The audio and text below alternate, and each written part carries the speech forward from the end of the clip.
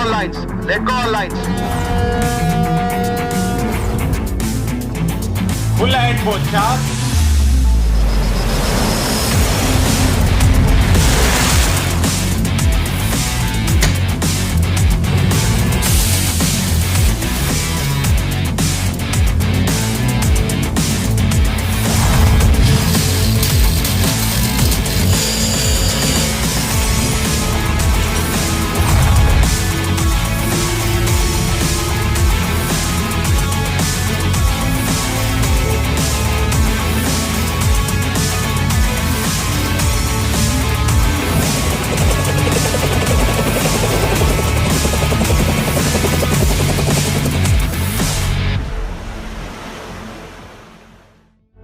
জয় Hind. 7 week নিউজে আপনাদের সকলকে স্বাগত।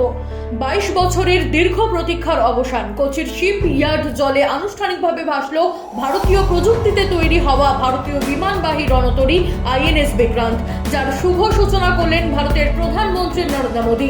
262 মিটার উঁচু, 62 মিটার চওড়া INS বিক্রান্ত দেশে তৈরি সবচেয়ে বড় যুদ্ধ জাহাজ। এই রণতরীতে প্রায় 1600 ক্রু সদস্যর থাকার ব্যবস্থা রয়েছে। এই রণতরীতে 30টি বিমান ওঠানামা করতে পারবে। MiG-29K এর মতো যুদ্ধ বিমানও ওঠানামা করার সুবিধা থাকবে এই যুদ্ধ জাহাজে। 45,000 টনের এই যুদ্ধ জাহাজ তৈরি হতে খরচ হয়েছে 20,000 কোটি টাকা। পাশাপাশি প্রকাশ্যে আনা হলো নৌবাহিনীর নতুন পতাকাও। দেখে নেব সেই ছবি। Remnants of the colonial past. On 2nd September 2022, the Indian Navy adopts its new naval ensemble. With a national flag on the upper canton and a blue octagonal shape encompassing the national emblem sitting atop an anchor depicting steadfastness and superimposed on a shield with the Navy's motto, Sham No Varna in Devanagari.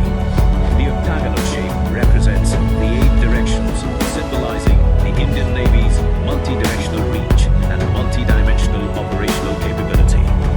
The octagonal shape with twin golden borders draws inspiration from the seal of the great Indian Emperor, Chhatrapati Shivaji Maharaj. ছোট মাতব্বরের report, 7 week news, Kerala bureau. দেশের খবরের বিভিন্ন update পেতে like করে subscribe করুন 7 week news. Bell icon press করতে ভুলবেন না। জয় হিন্দ।